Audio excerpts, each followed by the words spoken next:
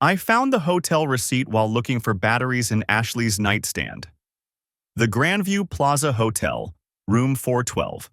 2 nights ago, Thursday.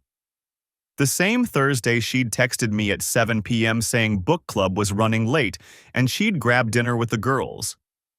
My hands didn't shake. That surprised me. I sat on the edge of our bed, the bed we'd shared for 9 years, and stared at the thin paper like it might rearrange itself into something innocent. Room service for 2. A bottle of wine I couldn't pronounce. Checkout at 11 a.m. Friday morning. Friday. The day I'd taken our daughters, Emma and Lily, to school because Ashley said she had an early dentist appointment. I heard her car pull into the driveway. The engine cut off. Her heels clicked up the walkway with that familiar rhythm I'd loved since we were 23. I slipped the receipt into my pocket and went downstairs. "Hey, babe." Ashley breezed through the door, grocery bags in both arms, her blonde hair perfect despite the October wind. Traffic was insane. Can you believe they're already putting up Christmas decorations at Target? I took the bags from her. Looked at her face. Really looked. Searching for something different. Some mark of betrayal written across features I knew better than my own. She smiled at me. That same smile from our wedding photos, from the delivery room, from 1,000 ordinary mornings. "You okay?" she asked. "You look weird." "Just tired. Long day." She kissed my cheek and started unpacking groceries. I watched her move through our kitchen, putting away organic vegetables and the specific brand of yogurt Emma liked. Everything normal. Everything exactly as it had been yesterday and the day before. Except it wasn't. How was book club Thursday? The question came out steady. "Oh, you know. Jennifer talked for like 40 minutes about the ending. I swear she thinks she's a literature professor." Ashley rolled her eyes, laughing. "We ended up at that Italian place on Maple. I got home around 10:30, remember? She was good. Really good." The lie flowed smooth as water. "What book are you reading?" She paused, just for a heartbeat. "The Night Circus. I mentioned it last week." "Right. How is it?" "Magical realism isn't really my thing, but the imagery is beautiful." She closed the refrigerator. "Why all the questions?" "Just making conversation." That night, after the girls were asleep, I sat in my home office with the door locked. The receipt lay on my desk under the lamplight. I'd built a good life, a safe life. I was a financial analyst at Lee & Klein, no, at Patterson and Associates. We had a 4-bedroom colonial in a neighborhood with actual sidewalks. Our daughters took piano lessons. We had a golden retriever named Biscuit. I'd done everything right. My phone buzzed. A text from my brother, Jake. "Poker night this weekend." I ignored it and opened my laptop. The Grandview Plaza Hotel had a website with smiling couples in plush robes, champagne glasses catching light. Perfect for romantic getaways, the homepage promised. I logged into our bank account. We had joint checking, joint savings. Total transparency. That's what Ashley had always insisted on. "No secrets in a good marriage," she'd said. There. Thursday morning. A charge to Nordstrom for $247. I pulled up her closet in my mind. Hadn't noticed anything new, but I hadn't been looking. Wednesday afternoon. Starbucks. Normal. Tuesday. A charge to a place called the Velvet Room. $73. I Googled it. A boutique lingerie shop downtown. My chest tightened. I went back further. 3 weeks ago, another hotel. Different name, same pattern. A Friday morning checkout. I'd been at a conference in Denver that week. Ashley had stayed home with the girls. 6 weeks before that. The Renaissance on 5th Street. I'd been home that time, but I'd had the flu. Ashley had said she was going to visit her sister in Columbus for the night. Give me space to rest. How long? I pulled up our credit card statements going back 6 months. The charges painted a picture I didn't want to see. Hotels. Restaurants I'd never been to. A men's clothing store. She'd bought him gifts. My wife of 9 years. Mother of my children. The woman who'd held my hand through my father's funeral and learned to make his favorite pot roast so I'd have something to remember him by. A stranger. The office door handle turned. Honey, why is this locked? I closed the laptop, slipped the receipt back into my pocket, opened the door. Ashley stood there in her pajamas, the blue ones with little stars I'd bought her last Christmas. You coming to bed? Yeah, just finishing some work stuff. She studied my face. For a moment, something flickered in her eyes. Guilt? Fear? But it vanished so quickly I might have imagined it. Don't stay up too late. She kissed my forehead. Love you. Love you too. The words tasted like ash. I waited until her breathing evened out into sleep. Then I took my phone into the bathroom and texted my best friend Ryan. Need to talk. Tomorrow. Just us. His reply came fast. Everything okay? No. I looked at myself in the mirror. 32 years old. Thinning hair I kept telling myself wasn't that bad. The same face that had smiled in our wedding photos, proud and stupid, and convinced that loving someone completely meant they'd love you back the same way. In the bedroom, Ashley shifted in her sleep, murmuring something I couldn't make out. I had two choices.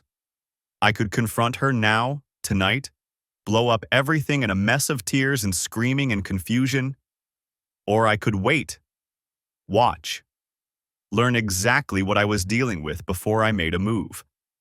I thought of Emma and Lily asleep down the hall, thought of custody arrangements and divided holidays and explaining to a 6-year-old why mommy and daddy don't live together anymore. I needed proof. Real, undeniable proof. And I needed a plan. I met Ryan at a diner 15 miles outside town. Far enough that nobody we knew would wander in at 10:30 on a Wednesday night. He was already in a booth when I walked in, coffee steaming in front of him. He took one look at my face and his expression changed. What happened? I slid into the seat across from him and pulled out my phone. Opened the folder I'd created. Bank statements, screenshots. The hotel receipt I'd photographed before putting it back exactly where I'd found it. Ashley's having an affair. The words felt strange in my mouth. Clinical. Like I was discussing someone else's life. Ryan went still. You're sure? I turned the phone toward him, started scrolling. He didn't say anything for a long time, just looked at the evidence, his jaw getting tighter with each swipe. Jesus, he finally said. How long? At least 6 months, maybe longer. I pulled the phone back. That's just what I can prove from our accounts. Do you know who? Not yet. The waitress appeared. I ordered coffee I wouldn't drink. When she left, Ryan leaned forward. What do you need? That was Ryan. No platitudes, no shock. Just the question that mattered. I need to know everything, I said. Before I do anything, I need the whole picture. Who he is. How long it's really been. Whether she's planning to leave. You thinking about a lawyer? Eventually. I wrapped my hands around the coffee cup the waitress had brought. But if this goes to divorce, if there's a custody fight, I need documentation, real evidence, not just bank statements she could explain away. Ryan nodded slowly. You want me to follow her? No. I'd thought about this on the drive over. She knows your car. She'd spot you. Private investigator? Maybe. But those cost money, and she watches our accounts as closely as I do. A big withdrawal would raise questions. I could loan you cash. I looked at him. My best friend since college. The guy who'd been best man at my wedding, who'd held Emma when she was 2 hours old. I might take you up on that, I said. We sat in silence for a moment. The diner was nearly empty. A truck driver at the counter. An older couple in the corner booth. Nobody paying attention to two guys having coffee. There's another option, Ryan said carefully. You could just ask her. And give her time to delete everything? Come up with a story? I shook my head. She's good at lying. Really good. I watched her do it this morning when I asked about book club. She didn't even hesitate. So what's the plan? I'd been thinking about this all day. Between meetings at work, during the drive to pick up the girls from school, while I made dinner and helped with homework and pretended everything was normal. I start tracking her movements, not following her myself but paying attention. She's been canceling things lately. Family outings, weekend plans. Always has a reason. I pulled up my calendar app. Last Saturday, she bailed on Emma's soccer game. Said she had to help with a charity bake sale. Did she? She came home with flour on her clothes, but no baked goods. And when I asked how it went, she changed the subject. Ryan's expression darkened. You think that's when she's seeing him? I think it's one of the times. I scrolled through the calendar. There's another bake sale this Saturday. Some fundraiser for the community center. You going to follow her? I'm going to volunteer. The idea had come to me during dinner, while Ashley told the girls about her day. Show up early, help set up, see who she's really spending time with. She'll see you there. Maybe. But what's she going to do? Tell me to leave a charity event? I met his eyes. And if she's really there to help, if I'm wrong about this, then I'll know. But I wasn't wrong. I knew that the way you know the sun will rise, the way you know water's wet. What about the girls? Ryan asked. My chest tightened. They're at my mom's on Saturday. Sleepover. Convenient. Yeah. The waitress came by with the coffee pot. We both waved her off. There's something else, I said. I pulled out my wallet, extracted a business card I'd found in Ashley's coat pocket that afternoon. Thick cardstock, embossed lettering. Sweet Beginnings. Bakery. Daniel Foster, head baker. Ryan took it, turned it over. On the back, handwritten in neat script, Saturday, 2 p.m. You think this is him? I don't know, but I'm going to find out. I took the card back. The bakery's on Westfield Avenue, high-end place, wedding cakes, custom orders. You going to go there? Not yet. First, I want to see what happens Saturday. I slid the card back into my wallet. If she's meeting him at this bake sale, if I can confirm they're together, then I'll know where to look next. Ryan leaned back against the booth. This is going to get ugly. It's already ugly. I'm just the only one who knows it yet. What are you going to do when you have proof?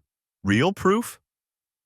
I'd been avoiding that question, but sitting here, looking at my best friend across a diner table, I made myself answer it. Divorce. Full custody if I can get it. And I take her apart piece by piece. My voice was calm, steady. She doesn't get to do this to our family and walk away clean. Ryan studied me for a long moment. You sure about this? Once you start down this road? I'm sure. Because I was. Sitting in that booth, surrounded by the smell of coffee and grease, I felt something settle into place. A cold certainty that had nothing to do with anger and everything to do with protection. My daughters deserved better than a mother who could lie that smoothly, who could kiss them goodnight and then slip out to hotels with another man. I deserved better than a wife who could look me in the eye and fabricate entire evenings. Okay, Ryan said. Then I'm with you. Whatever you need. We stayed another hour. Planned it out. Ryan would be my backup on Saturday, parked a block away in case I needed to leave quickly and follow Ashley somewhere. He'd also start asking around quietly about sweet beginnings, see what he could learn about Daniel Foster without raising suspicions. I'd volunteer at the bake sale, watch, document, get photos if possible. And if Ashley was meeting someone there, if I caught them together, I'd have the first real piece of evidence beyond bank statements and hotel receipts. When I got home, it was past midnight. The house was dark except for the porch light Ashley always left on for me. I found her in our bed, asleep on her side, blonde hair spread across the pillow. She looked peaceful, innocent. My wife of 9 years, mother of my children, the woman I'd trusted with everything.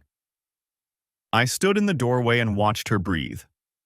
Tomorrow I'd wake up and make breakfast. I'd help the girls get ready for school. I'd kiss Ashley goodbye and tell her to have a good day. I'd play the part she'd been playing, the faithful spouse, the trusting partner. But Saturday was coming, and when it did, I'd be ready. I turned away from the bedroom and headed to my office, locked the door, opened my laptop and created a new folder, labeled it Documentation. Started typing everything I knew, every date, every charge, every lie I could remember.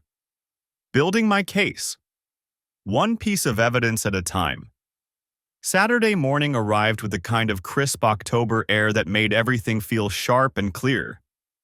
I'd barely slept. The plan had occupied my mind all night. Every detail, every contingency, every possible outcome playing on a loop behind my closed eyelids. Emma and Lily left for my mother's house at 8. I helped them pack their overnight bags, kissed their foreheads, watched Ashley hug them goodbye with the same warmth she'd shown every other weekend. She was good at this. The performance never slipped. I'll probably be home around 5, she said, adjusting her apron, a cheerful yellow thing with daisies embroidered along the hem. The bake sale runs until 4, but cleanup always takes forever. Sounds good, I kept my voice neutral. I'll probably just catch up on work. She kissed me. Quick, casual. The same kiss she'd given me 1,000 times. Then she was gone. I waited 15 minutes before I moved. Grabbed the keys to my brother Jake's truck. I'd borrowed it yesterday with some excuse about hauling furniture. My own car was too recognizable. Ashley knew every dent, every scratch. The charity bake sale was being held at St. Catherine's Community Center on Birch Avenue, about 20 minutes across town. I'd done my research. The event was organized by the Riverside Women's Coalition, a volunteer group Ashley had supposedly joined 3 months ago. Their website listed Daniel Foster's Bakery, Sweet Beginnings, as a generous recurring sponsor. How convenient. I parked 2 blocks away and walked. The community center was a low brick building with wide windows and a parking lot already half full. Hand-painted signs directed visitors toward the main entrance. Fall Harvest Bake Sale. All proceeds benefit local food banks. People milled around outside, mostly women, a few men, everyone carrying Tupperware containers and cake boxes. The air smelled like cinnamon and sugar. I'd dressed down. Jeans, a plain gray hoodie, baseball cap pulled low. Nothing that would stand out. I'd even worn glasses, an old pair from college I kept in a drawer. Small changes, but enough to blur recognition if Ashley glanced my way. Inside, The community center had been transformed into a makeshift marketplace. Tables lined the walls, covered in checkered tablecloths and laden with pies, cookies, brownies, cupcakes arranged in careful rows. Volunteers bustled between stations, adjusting price tags, chatting with early customers. I spotted Ashley immediately. She stood near the back, beside a table stacked with loaves of artisan bread. Her apron was pristine, no flour yet. She was laughing at something a gray-haired woman was saying, her face bright and animated. My stomach twisted. I moved to the opposite side of the room, pretending to browse a table of pumpkin muffins. An older volunteer approached me, smiling. "Everything's fresh-baked this morning," she said. "Can I interest you in anything?" "Just looking for now. Thanks." She nodded and moved on. I kept my eyes on Ashley. She circulated between tables, greeting other volunteers, occasionally disappearing into what I assumed was the kitchen area. A set of double doors at the far end of the room marked "Staff Only." 10 minutes passed, then 20. Ashley vanished through the kitchen doors again. This time she didn't come back out. I waited another 5 minutes, then casually drifted toward the back of the room. Nobody paid attention to me. I was just another customer, another face in the crowd. The kitchen doors had small rectangular windows at eye level. I positioned myself near a table of apple turnovers, angled so I could see through the glass without being obvious. The kitchen beyond was industrial-sized: stainless steel counters, commercial ovens, racks of cooling pastries. And there, near the back prep station, Ashley and a man. He was tall, maybe late 30s, with dark hair and the kind of build that came from physical work. He wore a white chef's coat with "Sweet Beginnings" embroidered on the chest. Daniel Foster. Had to be. They weren't touching. Not yet. But the way they stood, close, leaning toward each other, her hand resting on the counter between them, spoke volumes. Then he said something. I couldn't hear through the glass, but Ashley laughed. That laugh. The one she used to give me. His hand moved to her waist. My heart hammered against my ribs. She didn't pull away. Instead, she stepped closer. Her fingers touched his chest, smoothing the fabric of his coat. Then they were kissing. Not a peck. Not some friendly, casual thing. This was deep, familiar, the kind of kiss that spoke of practice and repetition. His hands slid around her back. Her fingers threaded through his hair. I pulled out my phone. The movement felt mechanical, distant, like watching someone else's hands. I raised it to the window, angled the camera, and took 3 photos in quick succession. The shutter sound was muted. I'd silenced my phone that morning, but my hands were steady. That surprised me. They broke apart. Ashley said something, smiling, and Daniel nodded. He gestured toward one of the ovens. Work talk, probably. Cover for anyone who might walk in.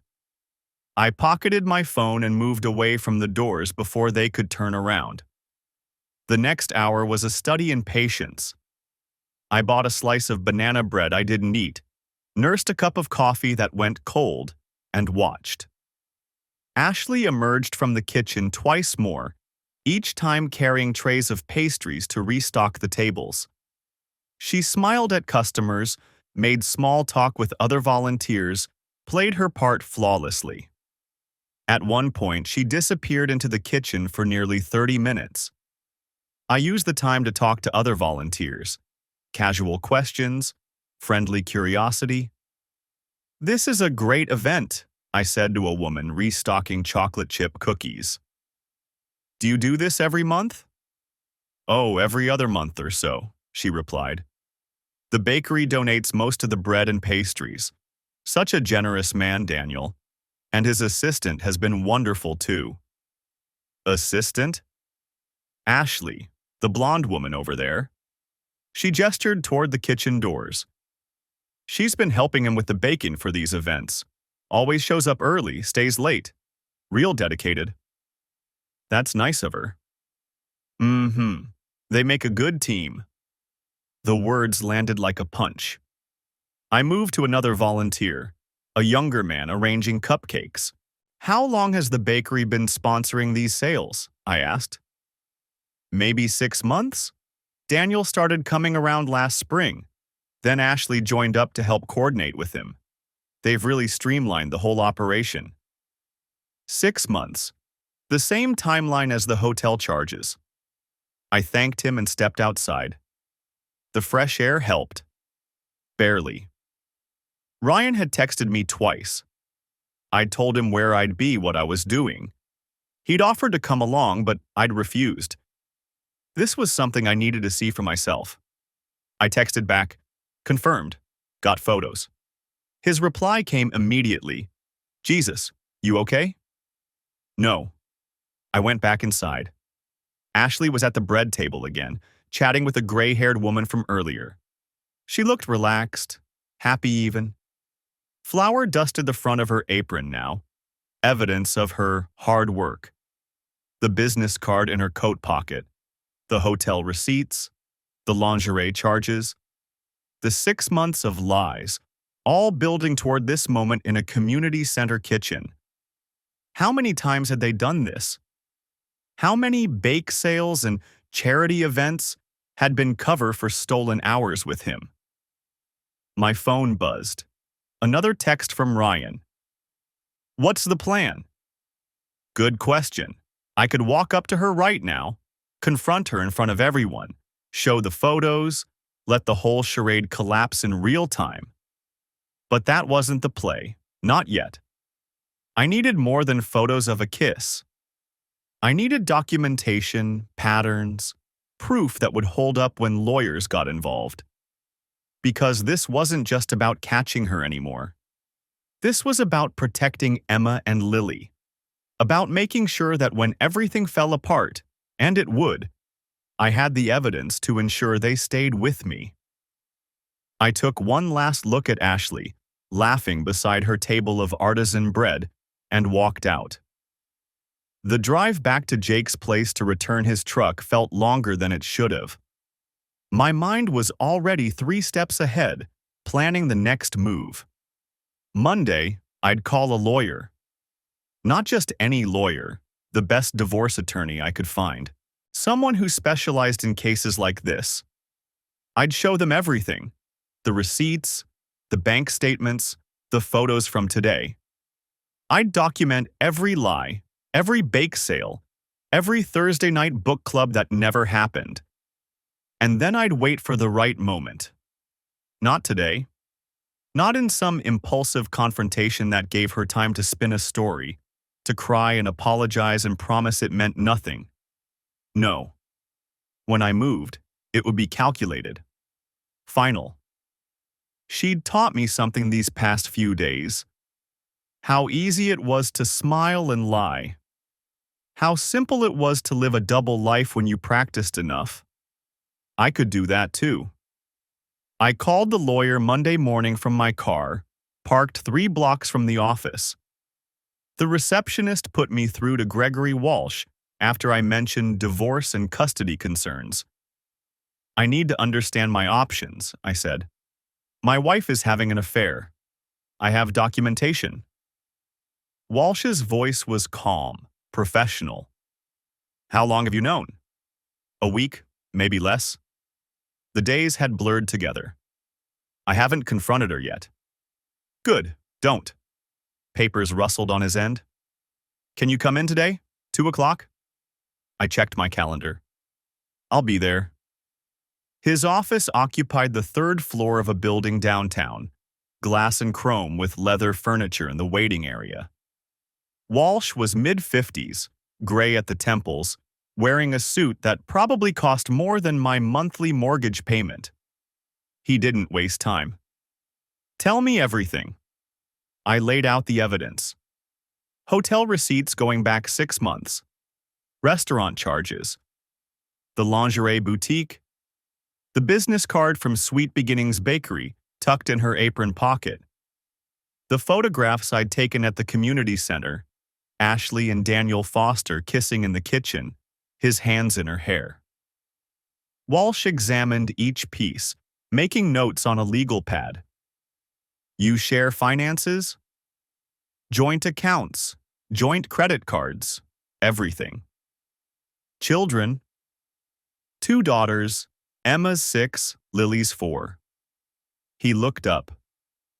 Your primary concern? Custody. I want my girls. Understood. He set down his pen. Here's what you need to know. This is a no-fault divorce state. The affair matters for custody arguments only if you can demonstrate it impacts her ability to parent. Can you? I thought about Ashley kissing Emma goodnight before slipping out to meet Daniel, making Lily's favorite pancakes before lying about where she'd been. She's a good mother. I can't say she isn't. Then the affair itself won't give you leverage. What will matter is stability, involvement, routine care. Walsh leaned back. Who handles the day-to-day? School runs, doctor appointments, meals? We both do. She does morning drop-offs. I do pickups. She cooks dinner most nights, but I help. Weekends we split. Employment? I work full-time. She works part-time from home, consulting work. I paused. Or that's what she tells me. Walsh made another note. Here's my advice. Document everything for the next month. Keep a calendar of who does what with the children. Every pickup, every meal, every bedtime story. If she's spending time with this baker instead of with your daughters, I need proof of that pattern. A month? You want custody. That means showing you're the stable parent, the involved parent. 1 week of evidence won't do it. He tapped his pen against the pad. Continue gathering financial documentation. If she's spending marital assets on this affair, hotels, gifts, dinners, that matters for asset division. But don't confront her yet. Don't change your behavior. Act normal. Normal, I almost laughed. Can you do that? Walsh asked. I've been doing it for a week. Then keep doing it. 1 month. Document everything. Then we file. I left his office with a list of instructions and a retainer agreement I'd sign after thinking it over. 1 month felt like a lifetime. That night, Ashley made pot roast. My father's recipe, the one she'd learned after he died. The smell filled the house. Beef and carrots and potatoes, rosemary and thyme. Emma and Lily set the table, arguing over who got to fold the napkins. Smells amazing, I said, watching Ashley pull the roasting pan from the oven. She smiled. Your dad would have approved. We ate together, the 4 of us. Ashley asked Emma about school. Lily spilled her milk and cried until Ashley cleaned it up, kissing her forehead. Everything normal. Everything exactly like it had been a month ago. Except I knew. After dinner, Ashley's phone buzzed. She glanced at it, then set it face down on the counter. I need to run to the store. We're out of milk. You just bought groceries yesterday. Lily went through it faster than I thought. She grabbed her purse. Back in 20 minutes. I watched her leave, counted to 60.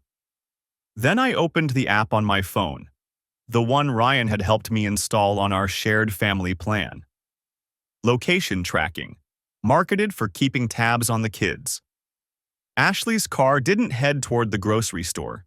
It went east, toward downtown, toward Sweet Beginnings Bakery. I pulled up the calendar Walsh had told me to keep. Monday, 7:47 p.m. Wife left for grocery store. Actual destination, downtown, likely meeting Daniel Foster. Children at home with father. She returned 43 minutes later with a gallon of milk. Traffic was terrible, she said, kissing my cheek. I added that to the calendar, too. Tuesday morning, I dropped Emma at school, then Lily at preschool. Came home to find Ashley in yoga pants and a tank top, laptop open at the kitchen table. Working from home today? I asked. Conference call at 10. Then I need to prep for the bake sale this weekend. She sipped her coffee. It's the big fundraiser. We're trying to raise $5,000 for the community center. Need help? She looked surprised. You want to volunteer? Why not? I've got Saturday morning free. I thought you had that thing with Ryan. I'd mentioned poker night 3 days ago. She remembered. Of course she did. He canceled, I lied. So I'm available. Ashley hesitated. Just a fraction of a second. Sure, that would be great.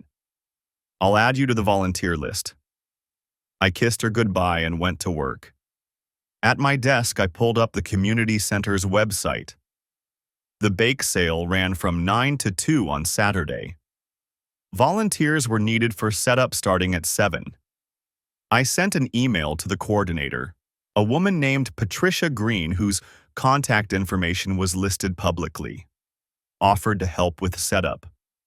She replied within an hour, thrilled to have another pair of hands. Ashley didn't know I'd signed up separately. Didn't know I'd be there 2 hours before she arrived. Wednesday night, Ashley's phone buzzed during dinner. She ignored it. It buzzed again 10 minutes later while she was loading the dishwasher. You gonna get that? I asked. It's just the bake sale group chat. I'll check it later. I watched her scrub a plate, her shoulders tight. The phone buzzed a third time. Seems urgent. It's fine. She rinsed the plate, set it in the rack. Probably just Patricia panicking about table assignments again. After the girls went to bed, I heard Ashley in our bedroom, voice low. I stood in the hallway listening. I can't talk long. I know. This weekend is complicated because he's volunteering now. I don't know, he just offered. No, it's fine, we'll figure it out. I miss you too. I went to my office, locked the door. Added to the calendar. Wednesday, 9:15 p.m. Wife on phone with suspected affair partner discussing Saturday's bake sale. Expressed concern about husband's presence. My hands didn't shake anymore. That surprised me. Thursday. I picked up Emma from school. She climbed into the back seat chattering about art class, a painting she'd made of our family. 4 stick figures holding hands. A yellow dog that was supposed to be Biscuit. Can we hang it on the fridge? She asked. Absolutely. At home, I secured it with magnets. Ashley came in from her office, smiled at the painting. Beautiful, sweetheart, she told Emma. We looked like a normal family, happy, intact. I took a photo of the 4 of us standing by the fridge, Emma beaming at her artwork. Added it to a folder on my phone labeled Evidence. Not because it proved anything about the affair. Because it proved we'd been whole once. Because Walsh said to document stability, routine, involvement. Because I needed to remember what I was fighting for. Friday evening, Ashley spent 2 hours baking at home. Chocolate chip cookies, lemon bars, brownies. The kitchen smelled like sugar and butter. Lily helped measure flour, getting it all over herself and the counter. Emma carefully arranged cookies on cooling racks. You're really going all out, I said. Ashley wiped her forehead with the back of her hand, leaving a streak of flour. It's for a good cause. I thought about Daniel Foster, about his hands in her hair, his mouth on hers, about the business card in her apron pocket that I'd photographed and returned before she noticed. Need help boxing these up? That would be great. We worked side by side, packing cookies into containers. Ashley hummed while she worked. Something soft and tuneless. Her hair was pulled back in a ponytail. She looked young, happy. She looked like the woman I'd married 9 years ago. I'm glad you're volunteering tomorrow, she said suddenly. It'll be nice, working together. Yeah, I said. It will. She had no idea I'd be there at 7, watching, documenting, building the case that would end us. I added the evening to my calendar. Friday, 6 to 8 p.m. Baking with wife and children for charity event. Wife in good spirits, engaged with daughters. One more day, then Saturday. Then I'd see exactly what she did when she thought I wasn't watching. The bakery's parking lot was already half full when I arrived Saturday morning at 8. I'd told Ashley I had a work thing, emergency client meeting that couldn't wait. She'd barely looked up from her coffee. That's fine, she'd said. I'll be at the bake sale most of the day anyway. Of course she would. I parked 3 rows back from the entrance and pulled on the volunteer t-shirt they'd emailed me. Royal blue with Sweethearts Charity printed across the chest in white letters. Same shirt Ashley had worn to the last 2 events. I'd watched her fold it carefully in the laundry, seen the flour stains she couldn't quite get out of the hem. The community center smelled like sugar and yeast. Long tables lined the main hall, already stacked with cooling racks and mixing bowls. A woman with gray hair and a clipboard spotted me immediately. You must be Mark, she extended her hand. I'm Patricia, the volunteer coordinator. So glad you could help out today. I shook her hand. Happy to be here.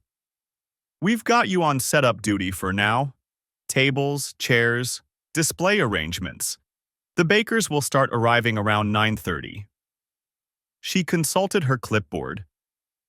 Actually, we have another volunteer named Ashley who usually handles the kitchen coordination. Do you two know each other? My chest tightened. Don't think so. Well, you'll meet her soon enough. Lovely woman. Been with us for 3 months now. Patricia smiled. Her and Daniel, he's our head baker. They make quite the team. The pastries they produce together are just extraordinary. I bet they were. Sounds great, I said. Where do you want me to start? She pointed me toward a storage closet stacked with folding tables. I spent the next hour setting up, arranging white tablecloths, positioning donation jars. Other volunteers trickled in, mostly older women, a few college kids earning community service hours. I kept my head down and my phone in my pocket, camera ready. At 9:45, Ashley arrived. She walked through the main entrance wearing jeans and a cream-colored sweater, her hair pulled back in a ponytail. The volunteer shirt was draped over her arm. She didn't see me. I'd positioned myself behind a display of cupcake stands near the back wall. Ashley, Patricia waved her over. Perfect timing. Daniel just texted. He's 5 minutes out with the first batch of croissants. Ashley's face lit up. Actually lit up, like someone had flipped a switch behind her eyes. Great, she said. I'll get the kitchen prepped. She disappeared through the swinging doors that led to the back. I counted to 30, then followed. The kitchen was industrial-sized, all stainless steel and white tile. Ashley stood at the far counter, tying an apron around her waist. She had her phone out, typing rapidly. I ducked back into the hallway before she could turn around. 2 minutes later, a black SUV pulled up to the loading dock entrance visible through the side windows. A man got out, early 30s, dark hair, wearing a chef's jacket with "Sweet Beginnings" embroidered on the breast pocket. He pulled a large plastic bin from the back seat. Daniel Foster, in the flesh. He walked straight to the kitchen entrance. I heard the door swing open, heard Ashley's voice rise in greeting. "You made it. Wouldn't miss it." His voice was deeper than I'd expected. "Wait until you see what I brought. The almond croissants turned out perfect." I moved closer to the door, staying just out of sight. Through the small circular window, I could see them standing near the counter. Ashley had moved closer to him. Too close. "You're amazing," she said softly. He set down the bin and turned to face her fully. "Takes two to make magic." She laughed. That laugh I used to love, the one that made her nose crinkle. Then he kissed her. Right there, in the community center kitchen, with volunteers setting up tables 50 feet away and donors scheduled to arrive in less than 2 hours. His hand cupped the back of her head. She leaned into him, her fingers gripping the front of his chef's jacket. I took 3 photos through the window. The angle was perfect, their faces clearly visible, the Sweet Beginnings logo on his jacket in sharp focus, Ashley's wedding ring catching the overhead fluorescent light. They broke apart after maybe 10 seconds. Ashley glanced toward the door. I stepped back quickly, then said something I couldn't hear. Daniel nodded and started unpacking pastries from the bin. I returned to the main hall. My hands were steady. My breathing was controlled. But something cold had settled in my stomach, something that felt permanent. Patricia found me arranging donation envelopes. "Oh, good, you're still here. Could you help bring in some chairs from the annex? We're expecting a bigger crowd than usual." "Sure thing." I spent the next 30 minutes hauling chairs, setting up a coffee station, and making small talk with other volunteers. Ashley emerged from the kitchen twice, once to grab more mixing bowls, once to consult with Patricia about table arrangements. She walked right past me both times without a glance. I was invisible in my volunteer shirt, just another helper in the crowd. At 11, the doors opened to the public. The crowd was decent, maybe 40 people in the first wave, browsing tables stacked with cookies, cakes, tarts, and pastries. I positioned myself near the coffee station with a clear view of the kitchen entrance. Daniel came out around 11:30, carrying a fresh tray of something chocolate. Ashley followed with cream puffs. They worked the room together, explaining ingredients, accepting compliments, directing people toward the donation jars. Professional, friendly, completely appropriate. Except I'd seen them 20 minutes earlier, photographed through a kitchen window. "These are incredible," a woman in a Nordstrom jacket told Ashley, holding up a croissant. "Did you make them yourself?" "Daniel's the real talent," Ashley said, gesturing toward him. "I just assist." "Well, you two make a wonderful team," Ashley smiled. "We do our best for a good cause." I watched her work the crowd for another hour. She was good at this, remembering names, asking about people's families, making everyone feel special. The same skills she'd used on me for 9 years. Around 12:30, the crowd thinned. Patricia announced a lunch break for volunteers. Most people headed out to grab food from the taco truck parked outside. Ashley and Daniel stayed behind, retreating to the kitchen again. I waited 5 minutes, then followed. They were at the far counter, their backs to the door. Daniel had his arm around her waist. Ashley was leaning against him, her head on his shoulder. 2 more hours, she said.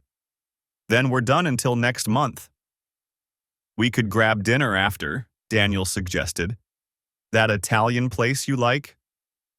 I can't. Family thing tonight, she sighed. But maybe Tuesday? I could tell him I'm doing inventory at the school library. Tuesday works. She turned in his arms, facing him fully. This is getting harder. I know. I hate lying to him. My jaw clenched so hard my teeth ached. So don't, Daniel said quietly. Tell him the truth. End it. Ashley pulled back slightly. It's not that simple. There are the girls in the house, and I'm not asking you to decide today. I'm just saying, this can't go on forever, Ash. She kissed him. Longer this time, more desperate. I took 4 more photos, then left before I did something stupid. The afternoon crawled by. I helped pack up leftover pastries, broke down tables, swept floors. Ashley worked the other end of the hall, carefully maintaining distance now that more volunteers had returned. Daniel left around 2, loading empty bins into his SUV. Ashley walked him out. They stood by his car for 3 minutes. I timed it, talking in low voices before he drove away. At 3:30, Patricia dismissed the remaining volunteers. Thank you all so much, she announced. We raised over $2,000 today. Couldn't have done it without you. Scattered applause. Ashley was smiling, accepting hugs from other volunteers. I slipped out the side door before she could spot me. In my car, I reviewed the photos. 10 total.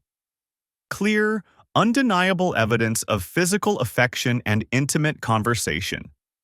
I uploaded them to the secure folder Walsh had recommended, then sent him a brief email.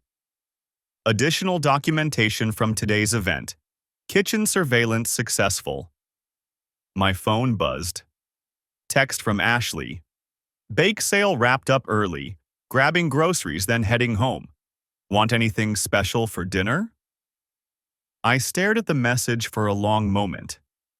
At the casual normalcy of it. The complete disconnect between the woman texting me about dinner and the woman I'd just watched plan her next secret meeting with another man. I typed back, whatever you want is fine. 3 dots appeared, then, love you. I didn't respond. The charity bake sale was scheduled for Saturday at 2. 3 days away. I spent Tuesday morning at the office running financial projections that kept blurring on my screen. My phone buzzed around 11. Ashley. Taking the girls to the park after lunch. Want me to pick up anything for dinner? I stared at the text. She'd told me last night she had another charity planning meeting this afternoon. The lie was so casual, so practiced. Me. Sounds good. Maybe chicken? Ashley. Perfect. Love you. 2 words that used to mean everything. I pulled up the tracking app I'd installed on our shared family tablet 3 days ago, the one Emma used for games and Ashley carried in her purse for the girls. The little blue dot showed her at home. I watched it for the next 2 hours. At 1:47 it started moving, not toward the park. East, toward downtown, toward Sweet Beginnings Bakery. My hands stayed steady as I saved screenshots with timestamps. Evidence, documentation, everything Gregory Walsh had told me to collect. The dot stopped at the bakery's address at 2:03 p.m. I closed my laptop. Ryan met me at the coffee shop on Brennan Street 20 minutes later. He took one look at my face and ordered 2 black coffees without asking. She's there right now, I said. At the bakery, told me she was taking the girls to the park. Where are Emma and Lily? Probably at her mother's. She drops them off there sometimes. I pulled out my phone, showed him the tracking data. She's been there 43 minutes. Ryan studied the screen. You going to the bake sale Saturday? I'm working it. Signed up as a volunteer server 3 days ago under my middle name. I'd used James instead of Mark on the registration form. Different email address, cash payment for the volunteer fee. That's risky. I need more than photos from outside a window. Walsh said the more evidence, the better. I took a drink. The coffee burned going down. I need witnesses. People who can testify they saw them together, acting inappropriately. And if she recognizes you, she won't be looking for me. She thinks I'm golfing with Jake on Saturday. Another lie, but this one was mine. Jake actually believed it. I'd told him I needed to cancel our usual game for a work thing. The blue dot was still at the bakery. 51 minutes now. Ryan leaned back. What's your play for Saturday? Document everything. Get other volunteers talking. See if anyone else has noticed them disappearing together. I pulled up the notes on my phone.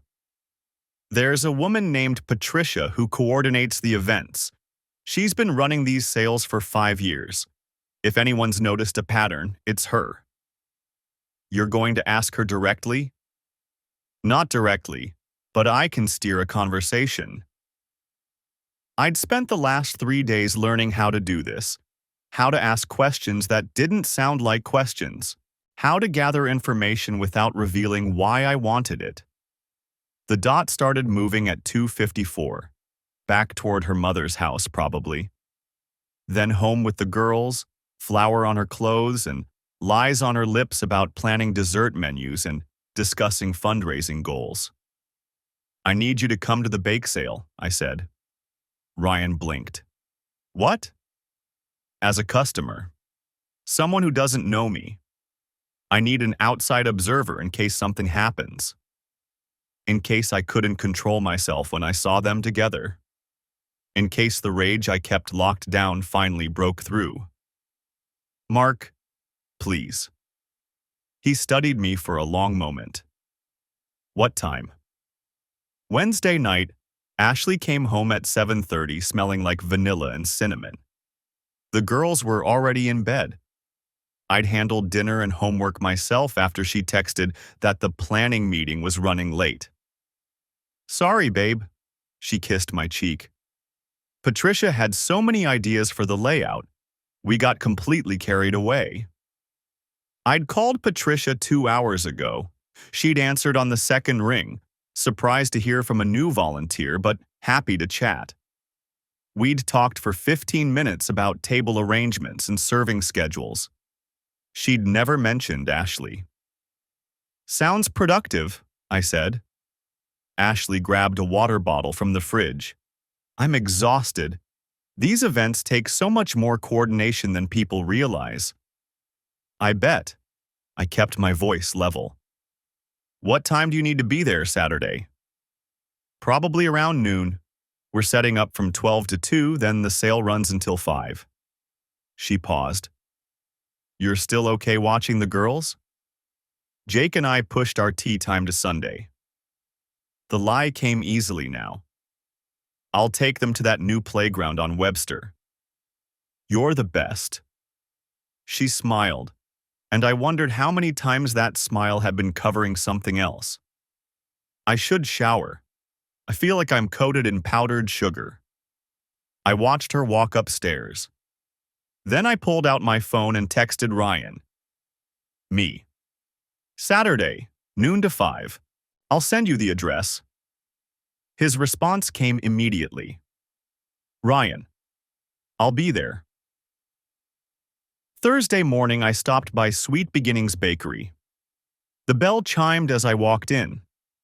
The place smelled like butter and chocolate, warm and inviting. Display cases lined the left wall, filled with croissants and cookies and elaborate cakes. A young woman with dark hair stood behind the counter. Help you? Just browsing? I studied the case, looking for him.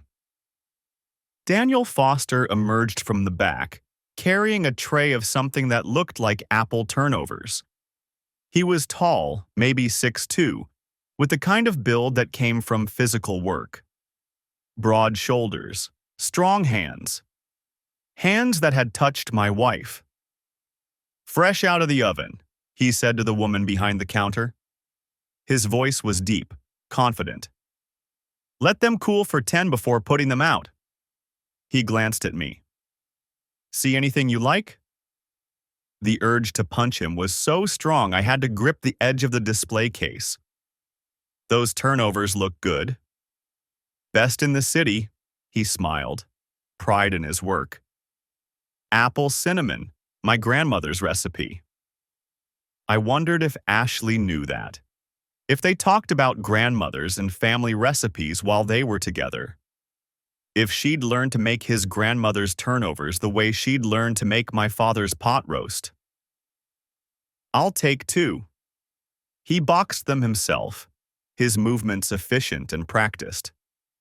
When he handed me the box, our fingers almost touched. Enjoy, he said. I paid cash and left. The turnovers went in the trash outside. Friday night. Ashley was nervous. I could see it in the way she kept checking her phone, in how she rearranged the spice rack twice for no reason. She made spaghetti for dinner, the girl's favorite, and burned the garlic bread because she forgot it in the oven. You okay? I asked. Fine, just thinking about tomorrow. She scraped black crust into the disposal. Want to make sure everything goes smoothly. It's a bake sale. What could go wrong? She laughed, but it sounded hollow. You'd be surprised. Last spring we ran out of chocolate chip cookies in the first hour. Patricia was furious. Patricia again. The woman she definitely hadn't met with Wednesday night. I'm sure it'll be great, I said. After dinner, I found her in our bedroom, laying out clothes. Black pants, a blue sweater. The gold necklace I'd bought her for our anniversary last year. Dressing up for a bake sale? I want to look professional. We're trying to attract serious donors. She held up the sweater. Too much? It's perfect. She smiled and kissed me. Her lips were soft, familiar. 9 years of kisses, and I couldn't tell anymore which ones were real. Thank you for being so supportive, she said. I know these charity things take up a lot of my time. You're doing good work. The lie sat between us like a third person in the room. That night, I lay awake listening to her breathe. She fell asleep quickly, peacefully. No guilt keeping her awake, no shame making her toss and turn. I pulled out my phone under the covers and reviewed my checklist. Camera, charged and ready. Volunteer schedule, memorized.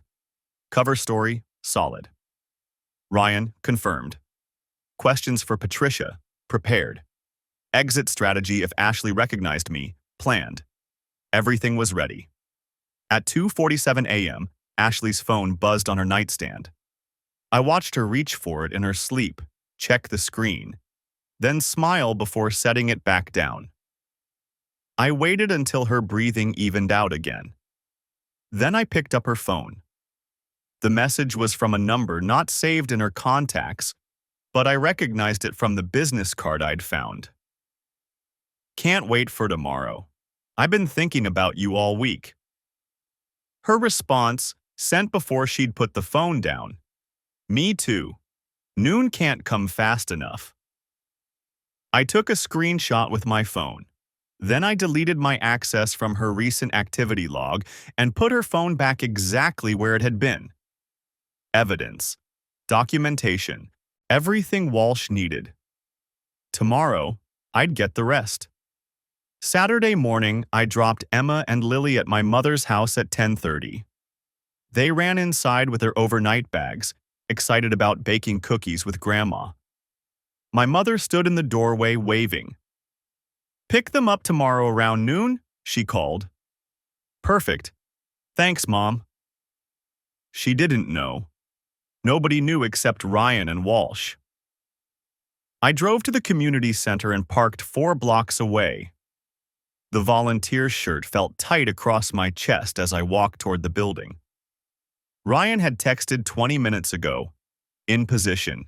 Blue sedan across the street. Inside, Patricia greeted me with the same clipboard and smile. James, right on time. We've got you serving at Station 3 today.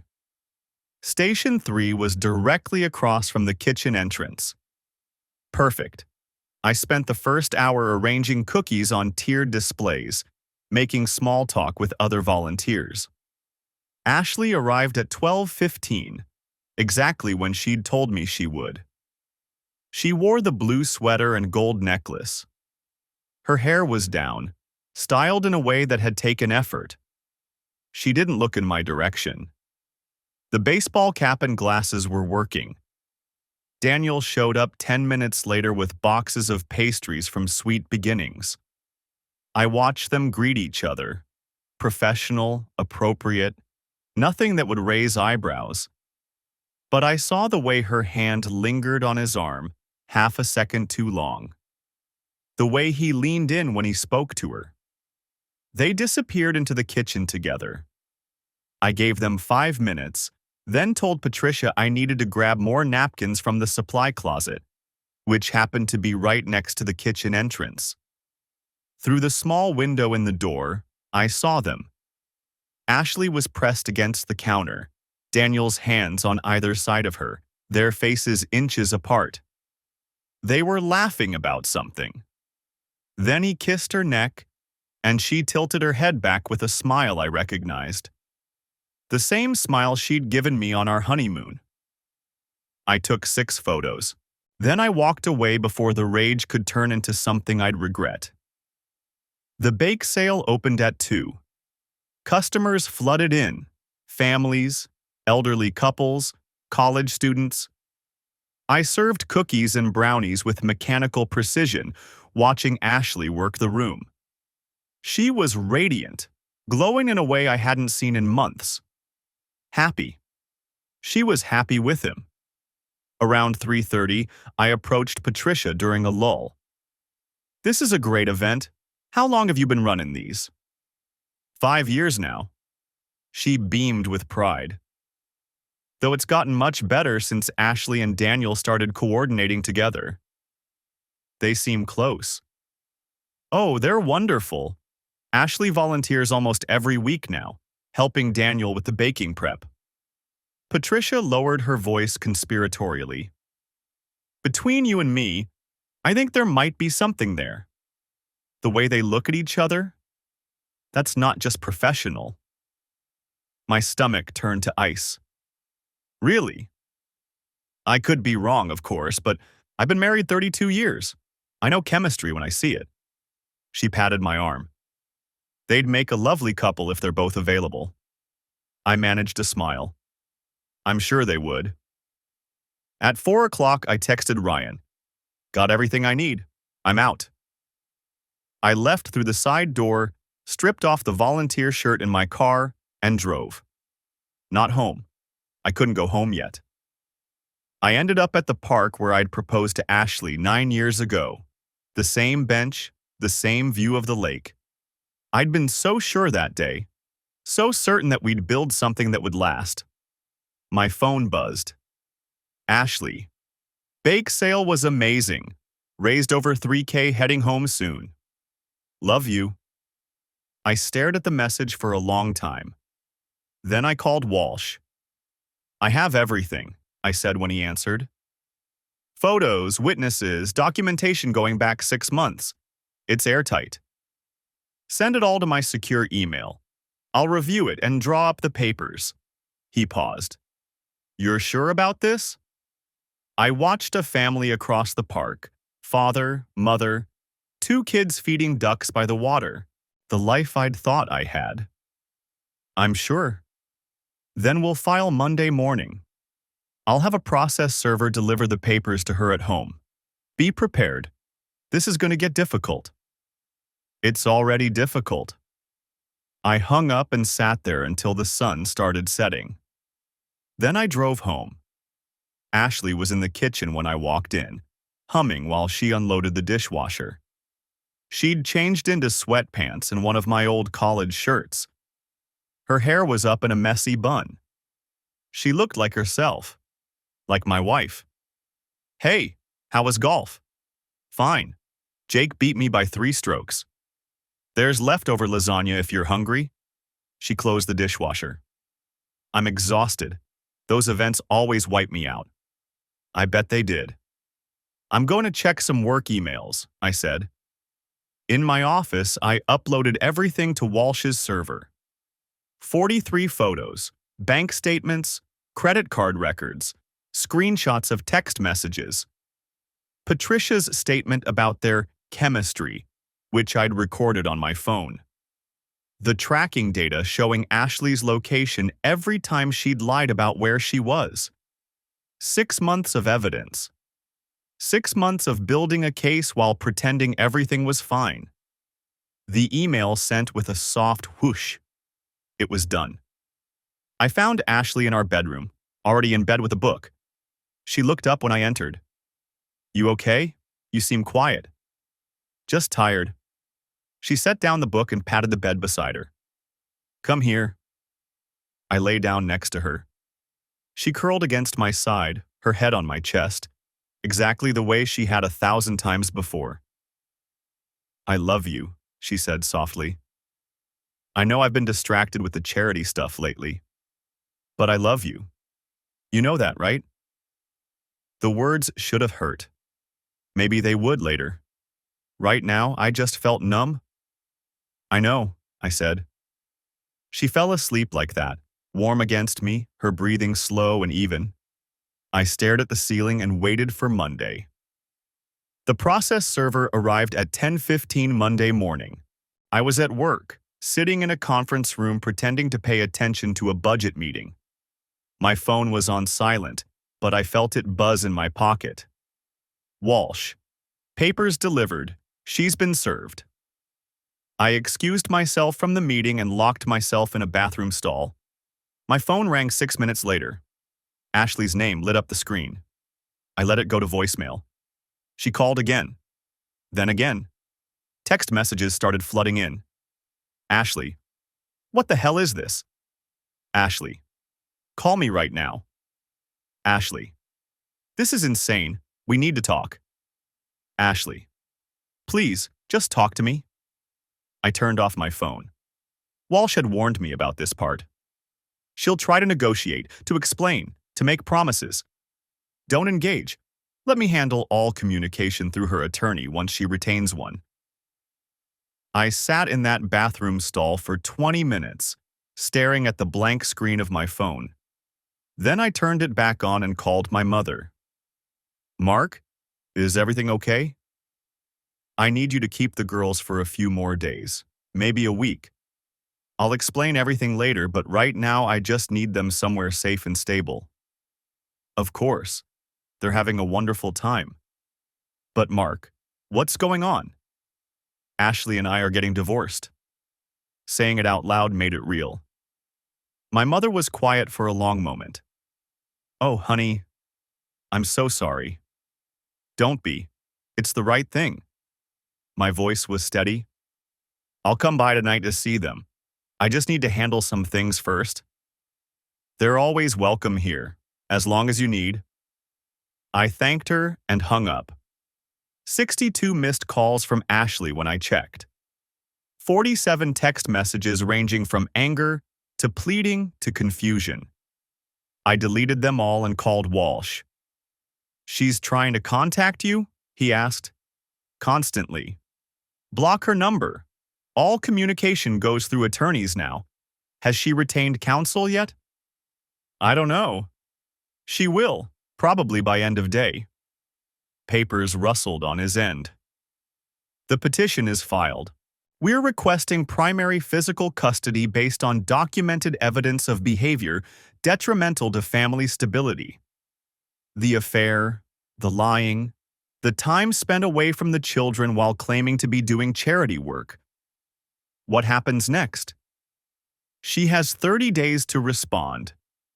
We'll likely get a temporary custody hearing within 2 weeks. Until then, you have every right to stay in the marital home. I'd suggest you do that. Don't give her any ammunition about abandonment." "What about the girls?" "Bring them home. Maintain routine. Document everything. Every meal, every bedtime, every school pickup. Show the court you're the stable parent." I drove home at noon. Ashley's car was in the driveway. She met me at the door, her face blotchy from crying. You couldn't even talk to me first. You just served me with divorce papers? I pushed past her into the house. There's nothing to talk about.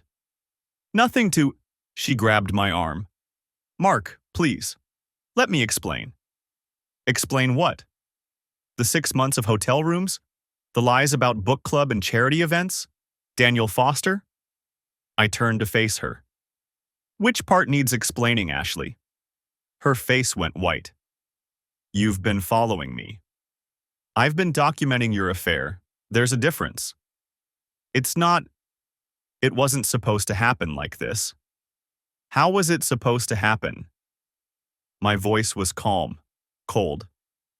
Were you planning to tell me eventually? Or just keep lying until you figured out which one of us you wanted? Tears streamed down her face.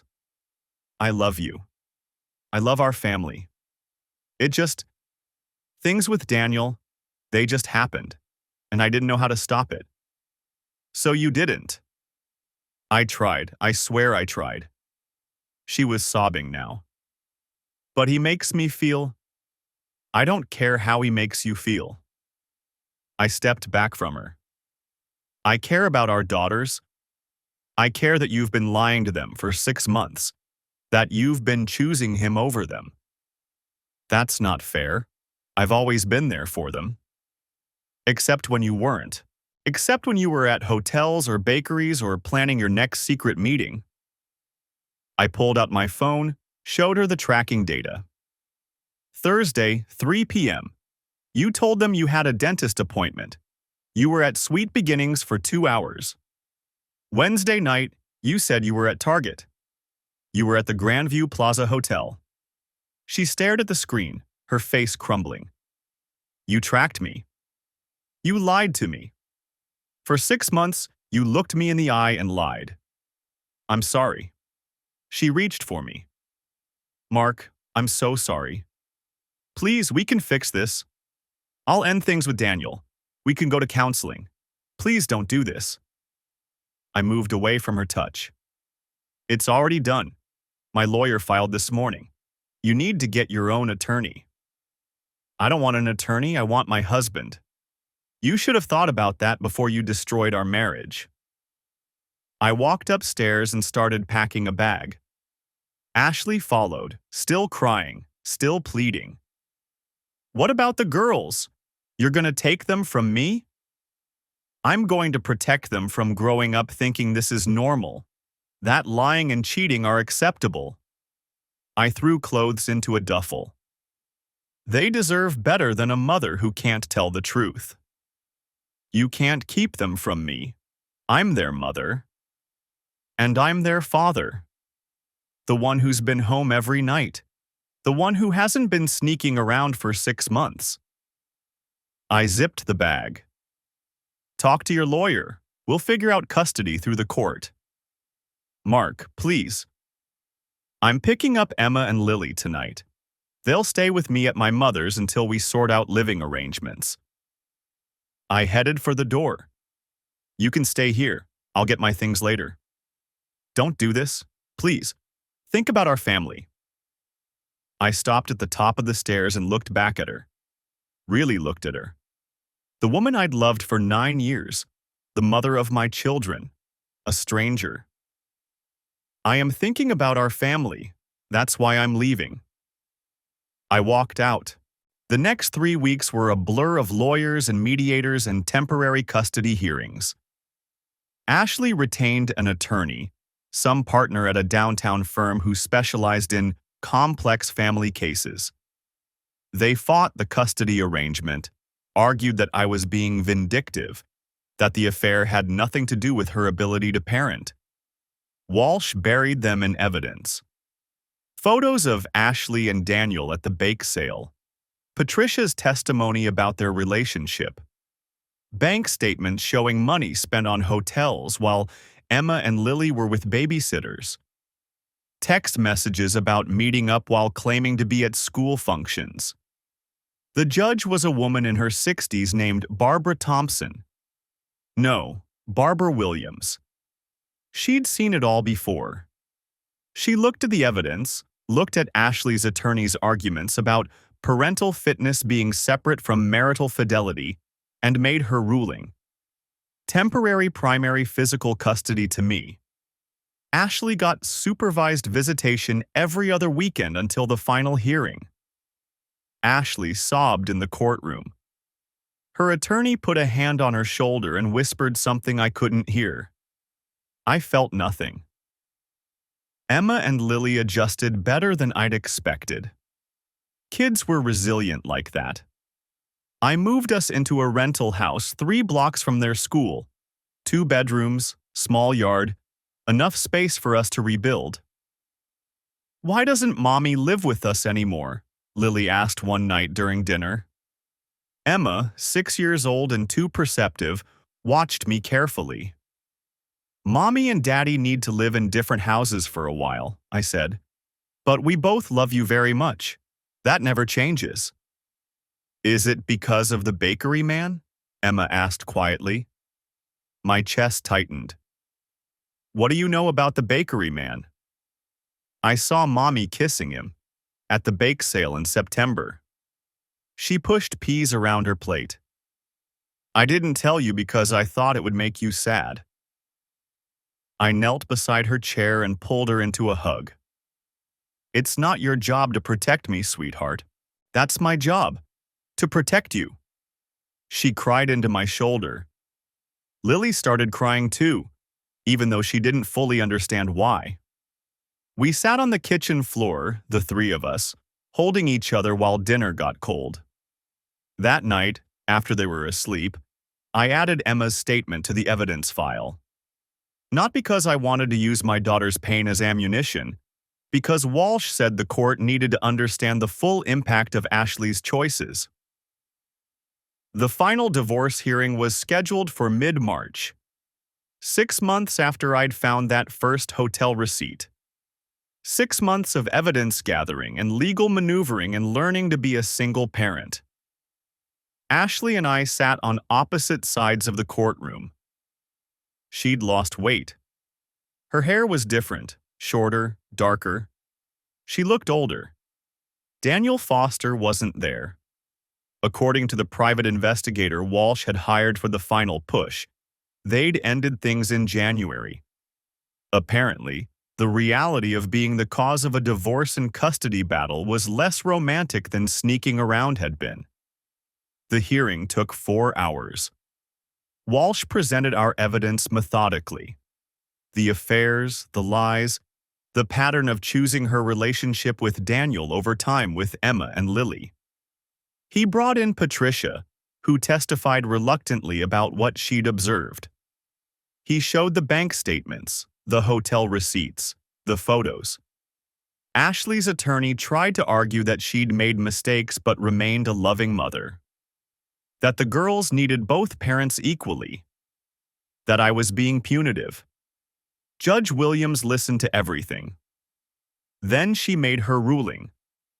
Primary physical custody to me. Ashley got standard visitation. Every other weekend, 1 weeknight dinner, alternating holidays. Child support calculated based on her income. Marital assets split 50-50, with me keeping the house since the girls needed stability. Ashley's face crumpled when the judge announced the custody arrangement. I felt nothing. 3 months later, I sat in the backyard of our rental house watching Emma and Lily play on the swing set I'd installed last weekend. The evening sun was warm, and the girls' laughter filled the air. My phone buzzed. A text from Ryan. "Beer tonight? Got something to celebrate." Me. "What's the occasion?" Ryan. "Promotion came through. Assistant manager." Me. "Congrats. Can't tonight? Got the girls. Rain check?" Ryan. "You got it." I set down the phone and watched my daughters. Emma was pushing Lily on the swing, both of them giggling. Simple. Pure. Untouched by the ugliness of the past year. Ashley picked them up tomorrow for her weekend. She'd moved to an apartment downtown, started therapy, got a full-time job at a marketing firm. She was trying. I could see that. But trying didn't undo what she'd done. "Daddy, watch," Lily called. "I'm going so high." "I see you, baby. Be careful." The divorce had been finalized last week. 9 years of marriage dissolved in a judge's signature. I'd thought I'd feel something, relief maybe, or sadness for what we'd lost. Instead, I just felt tired. But watching Emma and Lily play, safe and happy and loved, I knew I'd made the right choice. Not the easy choice. Not the choice that kept our family intact in the way I'd once imagined. The right choice. Because they deserved a parent who showed up, who told the truth, who chose them first, every single time. Ashley had taught me something in the end, though not what she'd intended. She'd taught me that love without honesty was just another kind of lie. That commitment meant something only when it was tested and held firm. That the promises we make matter, to our partners, to our children, to ourselves. I'd kept my promises. I'd protected my daughters.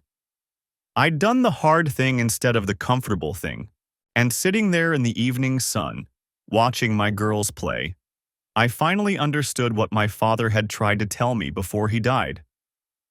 Character is what you do when no one's watching. Integrity is what you do when everyone is. I'd had to watch my wife's betrayal in secret, document it in silence, build a case while pretending everything was fine. But when the moment came to act, I'd done it with integrity. No revenge affairs, no public humiliation. Just the quiet, steady work of protecting what mattered most. Emma ran over and climbed into my lap. "Are you sad, Daddy?" "No, sweetheart, I'm not sad." "You look sad sometimes." I kissed the top of her head. Sometimes grown-ups have sad feelings about things that happened. But that doesn't mean we're sad right now, in this moment. Right now, I'm happy because I'm with you and your sister. She seemed satisfied with that answer and ran back to the swings. My phone buzzed again. This time, a text from an unknown number. "I'm sorry for everything. I hope someday you can forgive me. A." I stared at the message for a long time. Then I deleted it and blocked the number. Forgiveness might come eventually, but it wouldn't come because she asked for it.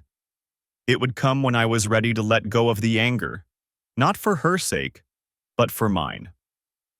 For now, I had 2 little girls who needed dinner and baths and bedtime stories. I had a life to rebuild, one honest moment at a time. The affair had started with a lie about book club. My new life started with the truth. That sometimes the person you love most is capable of hurting you worst. That trust, once broken, can't be taped back together with apologies and promises. That protecting your children means making hard choices, even when those choices break your heart. And that in the end, the only person you can truly count on is yourself. I called the girls inside as the sun set.